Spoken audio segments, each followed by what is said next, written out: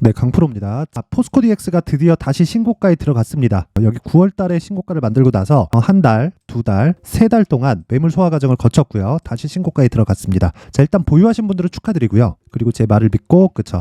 여기서 매도하지 않고, 그리고 제가 계속해서 보내드렸죠.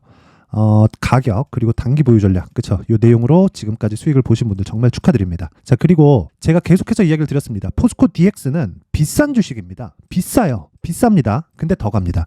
비싼 주식이 더 가는 겁니다. 그 부분을 반드시 알아야 돼요. 왜 제가 비싸다고 이야기를 하냐면 주식은요, 미래 가치를 반영하면서 올라갑니다. 그래서 지금 나와 있는 실적 대비해서 시가총액, 그쵸? 오늘로서 10조가 드디어 넘었는데 이 시가총액을 비해서 보잖아요. 자, 실적 한번 볼게요. 포스코 DX 2022년도의 실적이 647억입니다. 그쵸? 이익 기준에서 647억, 이익률이 5%대밖에 나오지 않아요. 그렇다는 건 와, 이렇게 나온 주식이 지금 물론 올해는요 1000억이 넘어요. 근데 10조 시가총액을 갖다 22년 기준에서 보잖아요. 그러면 이거 PER 잡잖아요. 한 150배 정도 나오는 겁니다. 자, 근데 생각해보세요. 올해 1000억이 넘는다고 하더라도 시총이 10조, 계산하기 쉽게 1000억에 10조 잡으면 PER 100배죠. 자, 그러면 이게 비싼 주식이에요. 그러면 당연히 증권사에서는 계속해서 공매도 때리고 리포트 쓰고 막 매도해라 막 부추기고 이런단 말이에요. 이런 부분을 견뎌야 된다. 왜? 밸류에이션이 의미가 없기 때문이에요. 주가는 미래 가치를 반영하는데 미래 가치를 반영해서 가격이 먼저 올라가서 신고가부터 공략을 하라고 제가 계속해서 이야기를 드렸는데 단순히 뭐 지금 비싸다, 뭐 밸류에이션이다, 62평 이탈했다 이런 부분으로 내가 여기서 막 매도한다?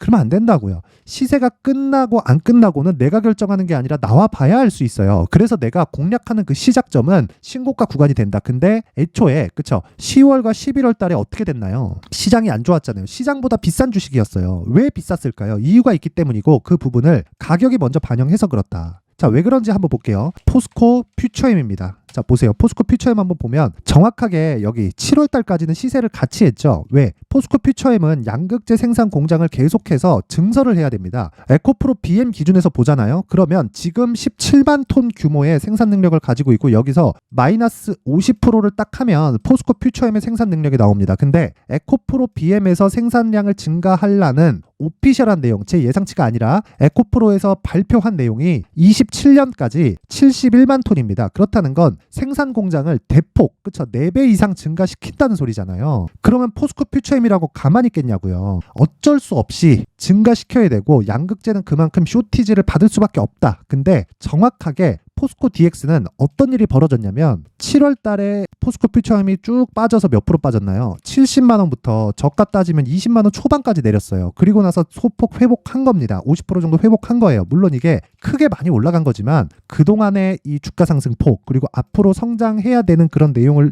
토대로 본다면 그쵸? 저가에서 나오는 건 그쵸? 70만 원까지 올라갔었던 것에 대한 부작용이 다 발생해서 끝난 거고 지금은 기술적으로 조정 구간에 들어간 건데 이때 구간에 그쵸 포스코 퓨처엠이 8월, 9월, 10월 달에 큰 폭으로 하락을 했을 때 포스코 DX는 버텼다. 그렇기 때문에 안 빠진 것만큼 올라갈 수 있는 재료가 만들어지는 건 진짜 이것 말고 더 중요한 재료는 없다는 겁니다. 그래서 AI, 로봇, 스마트 팩토리 이쪽은요 계속해서 성장할 수밖에 없는 산업이고요. 그리고 기본적으로 성장폭이 실제 발생되기 전에 주가는 이미 다 올라가고 끝납니다. 이 부분을 반드시 기억을 하셔야 돼요. 그러면 이제 신고가에 들어갔기 때문에 그쵸 조정이 살짝 나올 수 있다. 그 조정이 나온 구간에 내가 가격을 얼마나 싸게 잡을까? 그게 문제가 아니라 내가 보유 기간을 얼마나 줄일 수 있을까?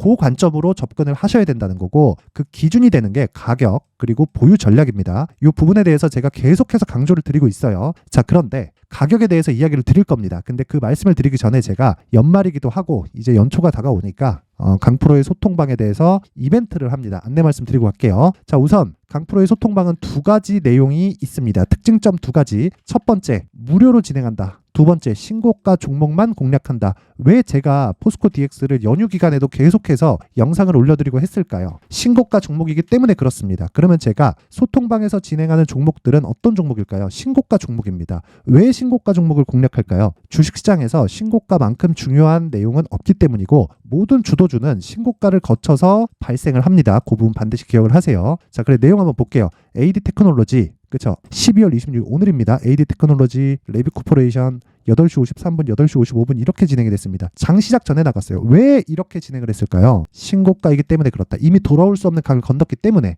그쵸? 어떻게 진행됐는지 한번 볼게요. AD 테크 내용 봅니다. 오늘 7% 강세, 그쵸? 7% 강세를 보였는데, 자, 오늘 여기 밑에 7% 강세를 보였죠? 그쵸? 7% 강세를 보였는데 장중 고가가 13%까지 올라갔습니다. 그쵸? 스윙으로 진행을 하고 어떤 종목이든 내가 막 단타로 하겠다. 좋아요. 근데 손절을 감당을 해야 된다. 근데 손절을 감당하지 않으려면 두 가지 내용이 필요합니다. 신고가 공략할 것, 그리고 스윙으로 볼 것. 대신에 스윙으로 보기 위해서는 싼 주식을 사지 말자. 싸 보이는 주식을 절대 사지 말자. 손도 대지 말자. 그쵸? 이거 사도 되는 건가? 이런 종목에 대해서 집중해야 되고, 그 종목은 모두 다 신고가 종목입니다. 그리고 주가 대비해서 실적이 안 좋은 종목들이 대부분이에요. 그래서 내가 3프로TV도 그렇고 여기저기서 계속 얘기하죠. 뭐라 그래요? 실적 좋은 거, 결과적으로 실적을 따라가게 돼 있다. 맞아요. 주가는 결과적으로 실적을 따라가게 되어 있습니다. 그게 산업이 안착이 되고 안정기에 접어들고 저성장 국면으로 들어가잖아요. 그러면 실적 대비해서 주가가 쌉니다. 그럴 수밖에 없어요. 주가는 성장하는 주식만이 상승폭을 미리 반영하면서 주가가 폭등하는 게 일반적인 내용이고, 그게 당연한 겁니다. 그게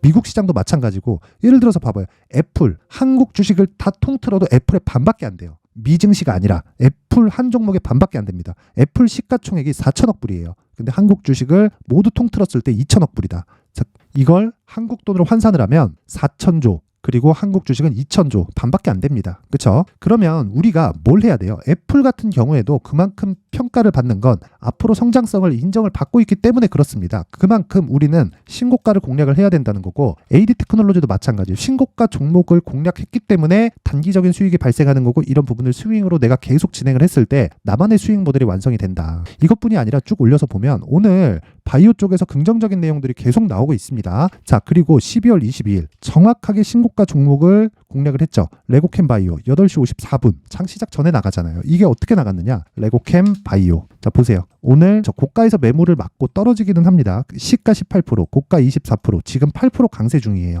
떨어질 수 있죠. 근데 정확하게 이때 공략이 됐단 말이에요. 12월 22일 금요일 날 8시 54분 시가 얼마예요? 49,700원. 그냥 시장가로 사라. 왜? 신고가니까. 이런 매매를 하려면 내가 신고가에 대한 이해를 무조건 해야 되고, 가격적인 부분을 체크해서 2주 안에 수익 전환시킬 수 있는 상황을 마련해야 된다. 주식 고가 정확하게 잡을 수 없어요. 저가 마찬가지 정확하게 잡을 수 없어요. 근데 저가 버리고요. 고가 버렸을 때 몸통만 먹더라도 단기적으로 수익은 20%, 30%, 40% 이렇게 나올 수 있습니다. 근데 내가 하는 종목마다 그렇게 터지진 않아요. 근데 거기서 내가 어떤 식으로 위험 관리를 하고 그런 부분을 소통방에서 진행하고 있고, 레고캠 바이오 같은 경우에도 이런 내용입니다. 보세요. 자, 레고캠 바이오 얀센의 ADC 후보 물질 2.2조 원 규모의 기술 수출. 그쵸? 이게 오늘 9시 21분에 나온 기사입니다. 근데 왜 애초에 10월 11월 시장이 좋지 않는데도 불구하고 신고가를 갈까요? 이런 상황이 왜 벌어질까요? 주식시장에서는 가격이 먼저 반영하기 때문에 그렇습니다. 이것뿐만이 아니에요. 쭉 올려서 보면, 자, LS전선 아시아 22% 급등, 자, 한익스프레스, 시노펙스 계속 급등, 당연히 신고가 종목이고요. 여기서 한익스프레스 같은 경우에는 한동훈 관련주입니다. 이건 내년 총선 끝나면 뭐예요? 대선 전국으로 들어갑니다. 그때까지 주목을 받을 수 있어요. 여러 가지 보면 다 신고가 종목. 두산 로보틱스 신고가, 어버브 반도체 신고가, 어버브 반도체 이날 12월 19일 상한가 갔어요. 그렇죠. 그 다음날 갭상승 한 10% 나왔고, 지금 단기간에 너무 많이 올랐기 때문에 단기과열 종목으로 지정이 됐습니다. 자, 이렇게 내가 주도주에 대해서 이해가 안 된다, 그리고 가격에 대해서 잘 모르겠다 하시는 분들은 소통방으로 이번 기회에 들어오세요. 무료로 제가 진행을 합니다. 대신에 연말 이벤트로 3분까지만 제가 입장 인원을 제한하겠습니다. 그런데 구독과 좋아요, 그렇죠? 구독과 좋아요 부탁드리고요. 상단에 있는 전화번호로 참여라고 문자를 보내주시는 분들에 한해서만 제가 소통방 입장 링크를 순차적으로 공유를 해드리도록 할 테니까 시청해주시는 모든 분들이 구독과 좋아요 부탁드리고요. 제가 이 링크를 보내드릴 수 있게 참여라고 상단의 번호로 문자를 보내주시면 됩니다. 자, 그리고 연말 이벤트 하나 더, 제가 계속해서 신고가에 대해서 강조를 드렸죠. 그래서 신고가 검색기 그리고 수익 모델 이 두 가지 내용을 함께 공유를 해드리도록 하겠습니다. 신고가 검색기로 종목 찾아서 수익 모델로 나만의 매매 방법을 찾자, 이 부분 반드시 기억하시면 되고, 무엇보다 무료로 진행을 합니다. 대신에 구독과 좋아요, 구독과 좋아요 부탁드리고요. 상단에 있는 전화번호로 참여라고 문자를 보내주시면 수익 모델 그리고 신고가 검색기 그리고 소통방 입장 링크를 함께 공유를 해드리도록 하겠습니다. 자, 다시 포스코 DX로 돌아와서 보면요, 결과적으로 그래요. 62평 이탈할 수 있어요. 근데 자, 바로 올라오죠. 왜 올라올까요? 주식이 싸서? 아니에요. 주식 비쌉니다. 근데 비싼 주식이 더 갑니다. 왜? 성장성이 있기 때문에. 주 고객이 누굽니까? 포스코 그룹이겠죠. 근데 범용성이 있다. 레인보우 로보틱스랑 비교하면 레인보우 로보틱스는 거의 삼성 산하에 이제 들어갔다고 보는 게 맞겠죠. 그렇죠? 이 삼성 쪽의 모멘텀만을 가지고 있기 때문에 상대적으로 레인보우 로보틱스는 조금 약해요. 그렇죠? 레인보우 로보틱스도 협동 로봇의 강자인데 근데 상대적으로 이 포스코 DX 그렇고요. 두산 로보틱스가 레인보우 로보틱스보다 강한 이유는요. 범용적이다. 그런 부분이 장점으로 작용을 한다. 그리고 기본적으로 포스코 그룹의 일을 맡아서 있기 때문에 캐시카우가 확보되어 있다. 그리고 기업 측의 고객을 지속적으로 확보할 수 있기 때문에 성장성은 열려 있을 수밖에 없고 그리고 생각해 보시면 인건비나 그런 부분은 계속해서 늘어나잖아요. 초기 투자 자금이 늘고 인건비 앞으로 올라가는 부분을 반영했을 때 기업 측에서도 굉장히 매력이 있고 무엇보다 생산성을 대폭 증가시킬 수 있다. 로봇은 그렇죠. 스마트 팩토리는 24시간 쉬지 않죠. 그렇죠. 사람을 투입할 필요가 굉장히 줄어든다. 그러면 인건비 상승분도 상당히 세이브 되기 때문에 기업 측의 수요는 계속해서 발생할 수밖에 없다. 그런 부분을 포스코 DX가 가격적인 부분으로 먼저 반영하고 있는 거다. 지금 시가총액 10조입니다. 실적 대비해서 보면 비싸요. 근데 매수해야 되는 종목 중에 하나고 가격적인 부분이 정말 중요합니다. 그래서 제가 포스코 DX의 가격 그리고 단기 보유 전략을 준비를 해온 겁니다. 자, 20페이지에 걸쳐서 내용을 준비를 하기는 했어요. 그런데 보세요. 요걸 가지고 제가 영상으로 이야기를 드리면 한 2시간 정도는 계속해서 떠들어야 되고 편집 시간도 하루 종일 걸립니다. 그래서 제가 요 내용은요.